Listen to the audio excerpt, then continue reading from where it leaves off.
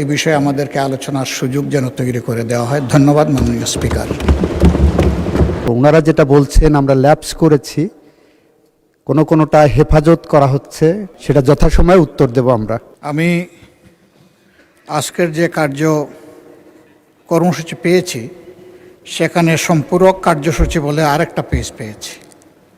তো এখানে কিছু বিল সামনে আনা হয়েছে এবং এগুলা অধ্যাদেশকে কেন্দ্র করেই হয়েছে বলে আমার ধারণা।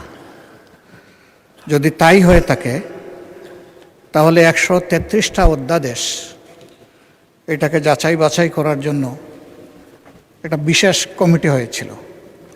সেই কমিটি থেকে একটা রিপোর্ট সেদিন পেশ করা হয়েছে, আপনি যেটা অনুমোদন করেছেন। সেখানে কিছু অধ্যাদেশ ল্যাপসের প্রস্তাব আছে।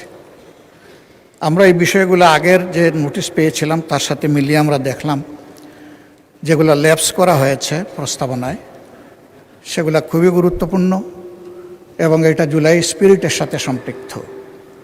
আমি আপনার বরাবরে বিনয়ের সাথে বলবো যে আমরা এই বিষয়ে আলোচনা করতে চাই এবং সেটা সংসদের প্রপার্টি। সংসদে এই বিষয়ে আমাদেরকে আলোচনার সুযোগ যেন তৈরি করে দেওয়া হয়। ধন্যবাদ মাননীয় স্পিকার। মাননীয়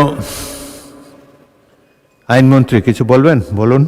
স্পিকার, মাননীয় বিরোধী দলীয় নেতা যে দুইটা বিলের ব্যাপারে আজকে উত্থাপন করেছেন, উনি হয়তো এটা মিস করে গেছেন।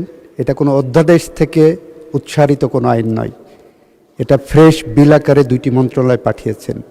এই দুটি বিল 133টা অধ্যাদেশের অন্তর্ভুক্ত নয়, ফলে এটা ফ্রেশ বিল আকারে আসছে। আর উনি যে একটা আলোচনার কথা বলেছেন 133টা অধ্যাদেশের বিষয়ে আপনাদের সামনে যখন আসবে তখন উত্থাপন করব। ওনারা যেটা বলছেন আমরা ল্যাপস করেছি, কোনোটা হেফাজত করা হচ্ছে, আমরা পরবর্তীতে বিল আকারে অধিকতর যাচাই বাছাই করে আপনাদের সামনে সেগুলো আনব মাননীয় স্পিকার। সেটা যথাসময়ে উত্তর দেব আমরা।